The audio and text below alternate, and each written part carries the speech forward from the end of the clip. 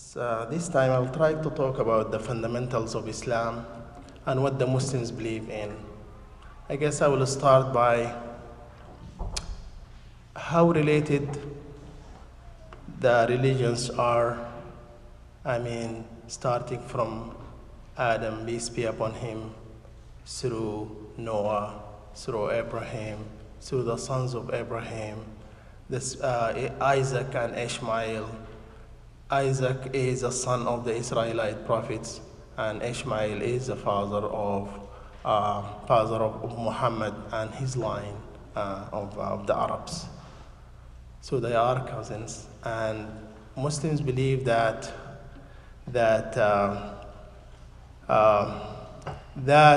unity in religion, that all these prophets brought the same message from God, which is we should submit to the will of God, and that's it.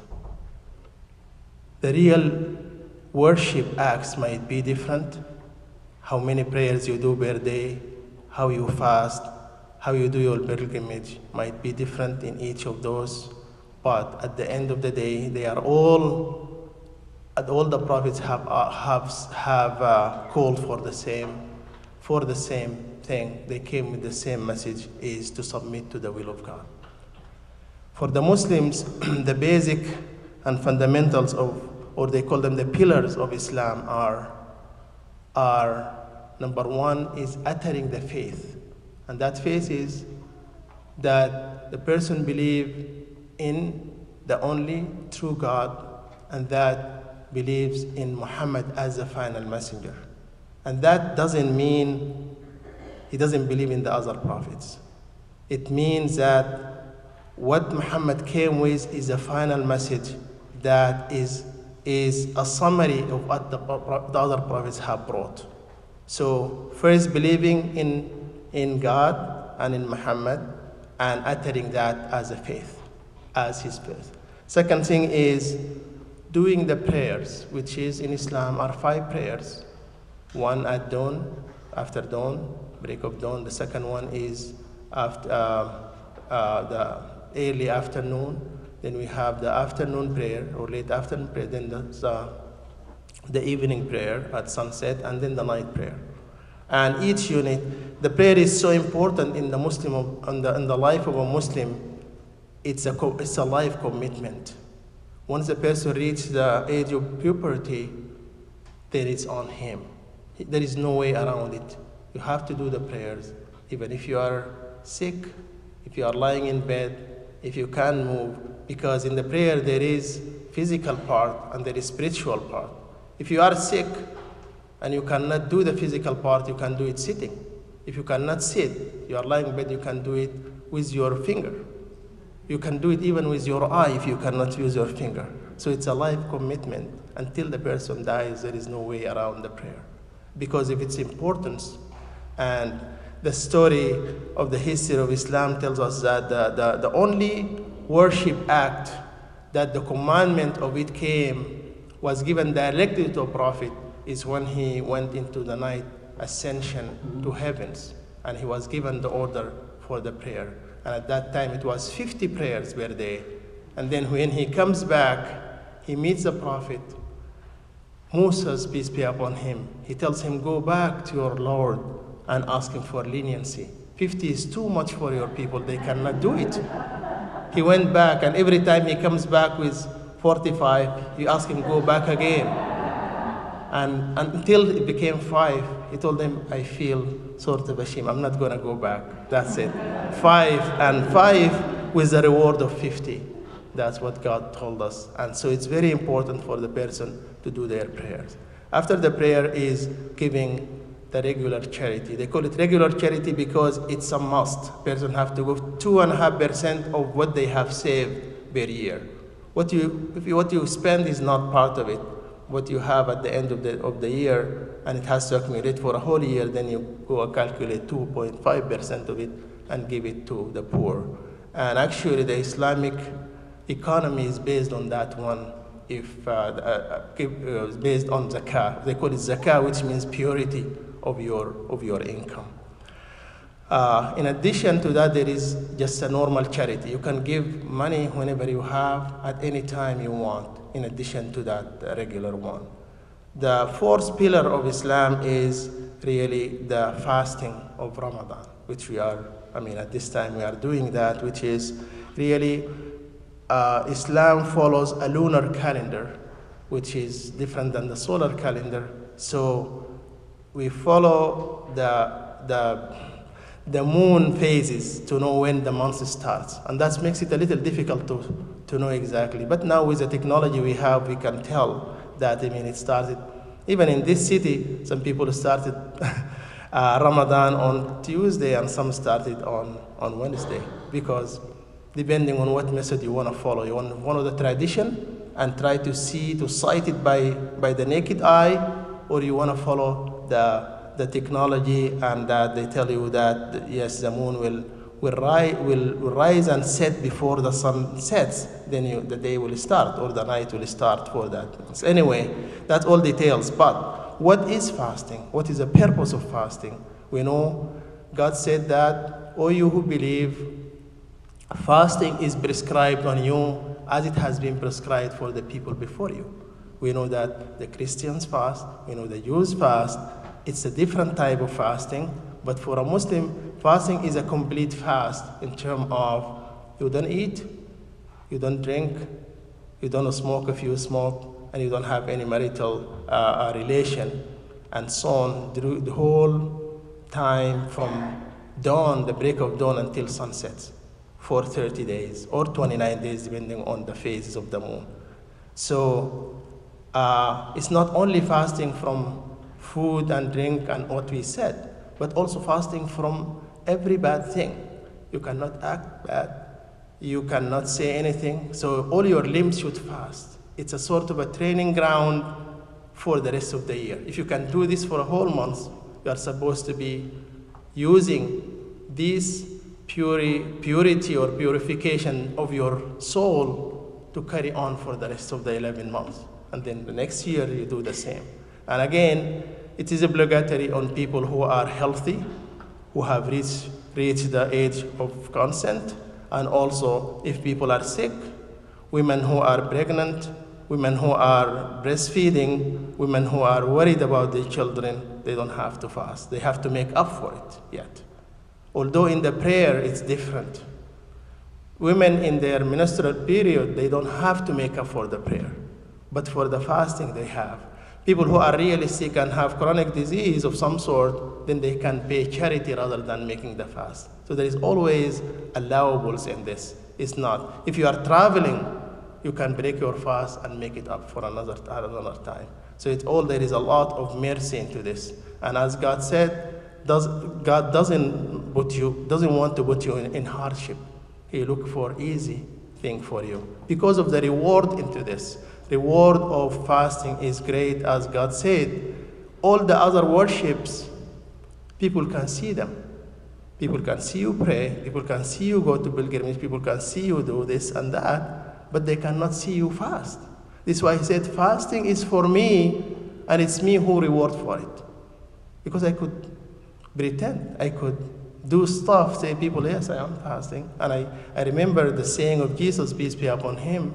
He said, don't show people that you are fast. Actually put an oil into your face and so that people don't look like that you are fasting, so your skin is not dry and so on. And that's the way, because fasting is not for the people. And that's what the emphasis of it, and so important. Again, there are so many benefits of fasting, health-wise, also in terms of giving charity. Because this is a month where people focus and give their zakat, because the reward is immense. God said, for each action, for each good deed, God multiplies the reward either 10 times up to 700 times. But for fasting, if you do a good deed during the months of fasting, then there is no limit for the reward. And so people will do their best. I know people who might not be practicing Muslims, when it comes to Ramadan, they shape up. They have to come up and do it. And they pray, they do all things, because it is recommended. You cannot, for example, fast and then then you don't do your prayers. Or fast and you don't do your zakah or purity. And then fast or do bad things. It makes no sense. Because you are trying to get close to your Lord by doing this, by keeping yourself hungry, by keeping yourself in check, by doing good things. At the same time, you cannot reverse back and ignore the other commandments. So it's a package. You have to take them together to get the reward.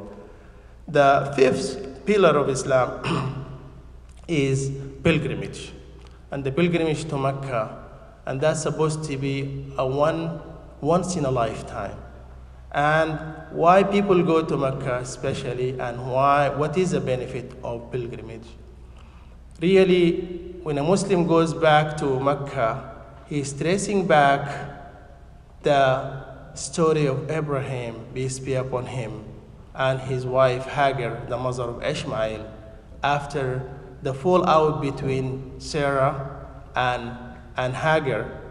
When Hagar gave birth of Ishmael, there was sort of jealousy, and then it's a plan of God that it has to happen.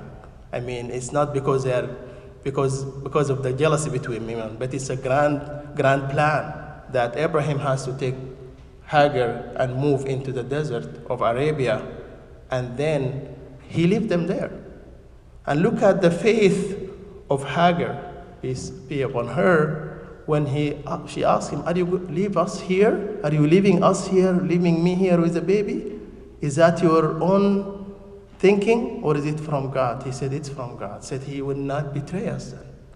She is a strong woman. She stays there with a baby in a desert with nothing. She ran out of water. She ran out of milk. And she has to go and run 7 shores between the hills that she is sitting between, and to find whether there's anybody can come and help. And there is no help except from God. He sent the angel to hit the ground for the water to gush out.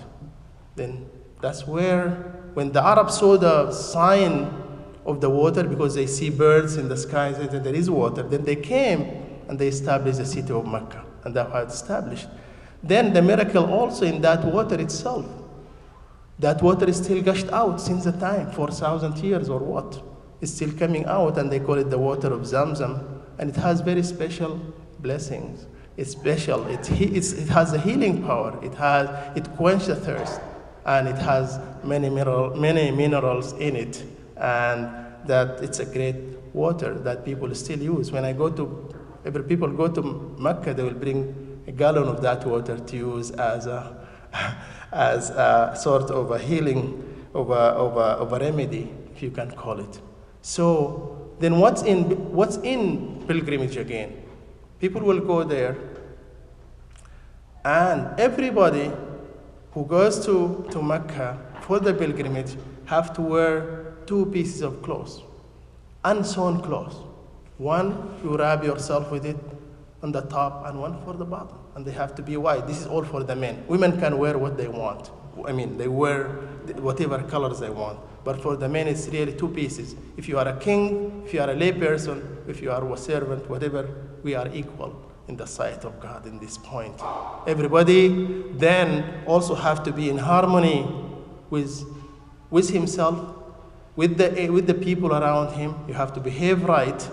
Think about 3 million people doing the same act, following the same steps, and also competing for the space, competing for everything. And think on how some people get frustrated, and you shouldn't be. You should be quiet, you shouldn't shout, you shouldn't push, you shouldn't all that. We have to circumambulate around the black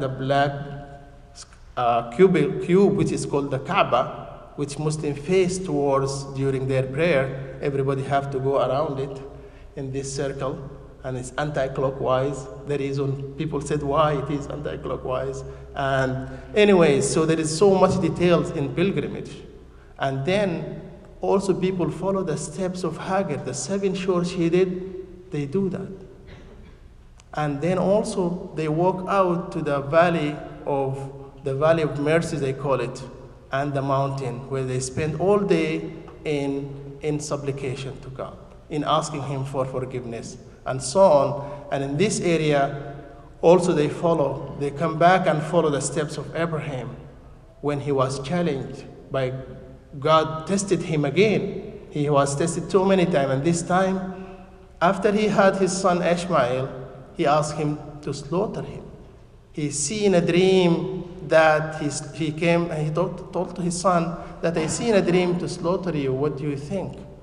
And the son is as faithful as his father. He told him, do what you were ordered and you will find me patient. And so Abraham took the son and walked through the valley. And every time the Satan will come to him and say, why are you doing this? You got this son after how many years? After you are 90 or so? And you want to slaughter him? Don't do that. Then Abraham will grab 7 pebbles and throw them at the Satan. And the Muslims do that the same thing 3 times until Abraham reaches a point where he wants to slaughter Ishmael. And he was, we know the story, he was ransomed. And actually we know the difference here.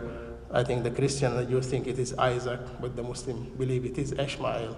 But anyway, God knows. But anyway, so then, I mean, that's what the purpose of pilgrimage is, to trace back the origin of religion. And that's what the Muslims do. And that, as I said, it's a once in lifetime. People can go more than once if they have the money and the affordability and have the health and so on. But it is according to God and the tradition, it wipes your sin clear when you go to pilgrimage, as if you were born new. If you follow its steps and its rules and behaved well throughout and used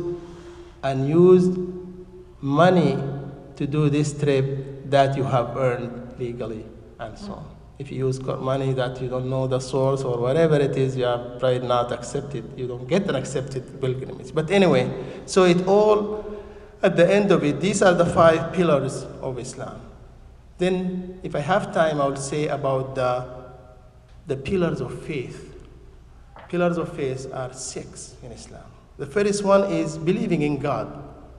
God who is unique, one, who nobody shares his divinity, has no associate, has no son, and has no, he doesn't need us.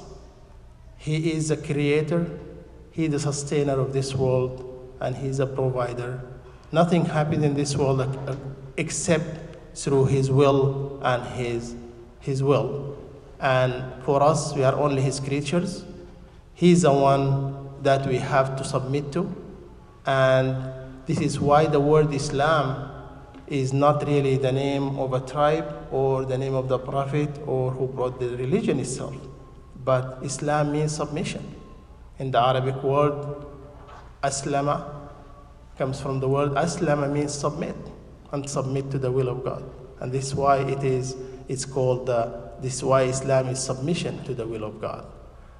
The second pillar of faith is that the Muslim believe in the angels that God have created as creatures that have certain purposes that God have created them for job. Some of them, like the archangel Gabriel, brings the messages to the prophet.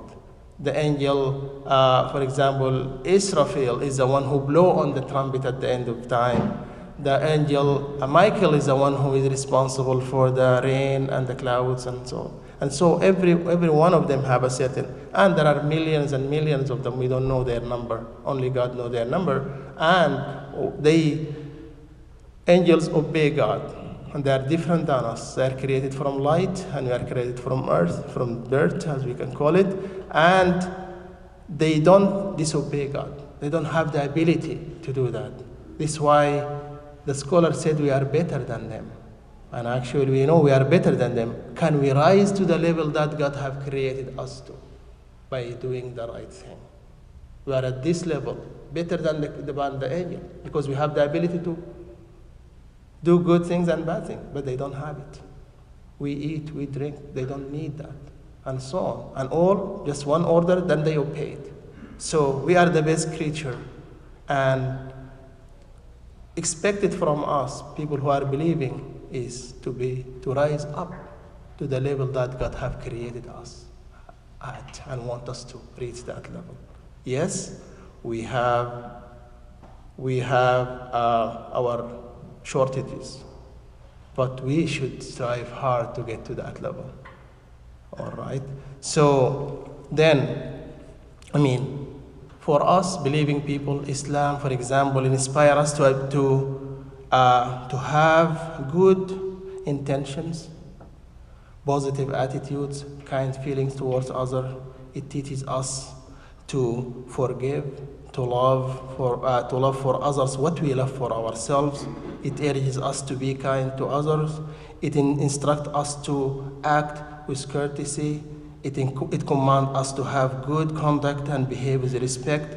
It teaches us to be gentle to humans, animals, and even our environment. It instructs us to respect, care for our parents, the elderly, to be good to our families, to our spouses, to our children, and to our relatives. It encourages us to help feed and support the weak, the poor, and the needy, the disabled. It teaches us that all humans are equal regardless of their color, race, or nationality. It instructs us not to hurt, hate, transgress against, or put down or despise others. It clearly tells us why we are here in this world, who brought us here, where we are heading, and what is our final destination. It instructs us to live in peace, good relations with God, self, and others, and so many. So this is a nutshell of the belief in Islam. So we'll go to the third one. First we said we believe in God, in His creatures are the angels. The third is also believing in all the prophets that He have sent. A Muslim who doesn't believe in Jesus or Moses or Solomon or David or Noah or Abraham or all those prophets before and after him and Muhammad, peace be upon him, he is not believing in Muhammad. It's a package deal. You cannot say, I don't believe it. Al-Quran is very clear about it. It's full of instruction that say, we believe in these prophets as well as the prophet, the final one. Also, the fourth pillar of faith in Islam is also believing in the scriptures that those prophets have brought. The scrolls of Abraham, the Torah, the Injil of Jesus, and the Quran. Because we believe they all came from God. They contain similar messages, but also we believe the Quran contains all that message that came before. And it's a final, we can call it a final summary of what those prophets have brought. So first we say they believe in God, in the angels, in the prophets, in the books. Also we believe in destiny, that God have predestined things that we have no control over. Whether I'm short, whether I'm tall, who is my father, who is my mother, whether I'm going to be happy in this life or not, whether I'm going to be rich or poor, whether I'm going to be healthy or sick, all those kind of things I have no control over. They are already set. It's a plan of God, and He's testing me through those. If I kept always healthy and rich and everything, is that good for me? He knew how I'm gonna act. This is why it's His grand plan, and I have no control over it. But at the same time, we have a big room for us to act with the right, wrong, bad, good, this and that, being kind, being not, being nice, being not, being this, being that, and we have all this room. And so we are going to be accounted for that. And this is a sixth pillar of faith in Islam is accountability in the day of judgment. Not only believing in Muhammad is enough for you, but how did you act? Or believing in God is enough for you. What is your belief and how is your actions were? And at the same time, the third factor in this, how you get salvation is based on whether God forgives you or not. No matter how good your work is, no matter but you have to have the faith, you have to have the work to get the permission for the salvation, the permission for the forgiveness. So they all go hand in hand together. So those are the 6 pillars of Islam. And again, these are just the pillars, the pillars of faith. Think about a building like this. Pillars are not going to stand by themselves. You have to build around them and fill them to make it a whole, complete religion. So think about justice. Think about peace. Think about all these many concepts. What are the main things?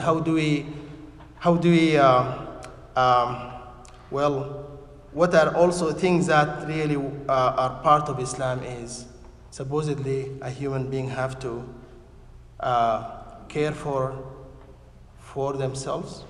You have to guard your life. You have to guard your offspring. You have to guard your money, how you earn them and how you spend them. You have to guard your religion. You have to guard about 6 or 7, 8, 10 things that you have to do to become a complete Muslim. And that's what it is. And as I said, a Muslim is the one who submits to the will of God. It's coming from the same word. Islam, the individual is a Muslim. So I'm not sure how much time I have that I can stop here or go on and on. Okay, all right. Yes, so Islam teaches us how to attain a peace of mind, tranquility and contentment. There are many things that you can use, God, that have given you to do this. First, to know your God, to give him his dues. He's the only one. He's a true God. No associate, no son. We are all his creatures. He selected certain people. He purified them to become his messengers and prophets. Believe in him. Follow his will and his orders. Believe in his prophets. Remember him and seek his forgiveness. Worship him alone. Love for others what you love for yourself. Be generous to others. Try to make them happy. Have sincerity and piety. These are magnificent things and measures that God have given us in the glorious Quran to follow, and also the traditions of the Prophet are rich of those. Moses, peace be upon him, is the most mentioned in the Quran. Not a surprising thing. Jesus, peace be upon him, was mentioned 25 times in the Quran. There is a whole chapter by the name of, by his mother's name, and it describes what I mentioned earlier about his miraculous birth. The Quran also talked about who is Jesus, what's his mission, what he is not also, what his miracles that he have performed. Then also talks about what happened to him and when, and the tradition of Islam also tells us that he will come at the end of time and he will rule with those religion that he was, the original and pure religion that he was brought with, and so on, and all. Then the peace, the love, and all these good things that we are looking for will happen when he comes back. And Muslims, is part of their belief that he will come back. And so I think I will end up here. I think I could go on and on, but I think just for the sake of time, I will stop. All right, thank you.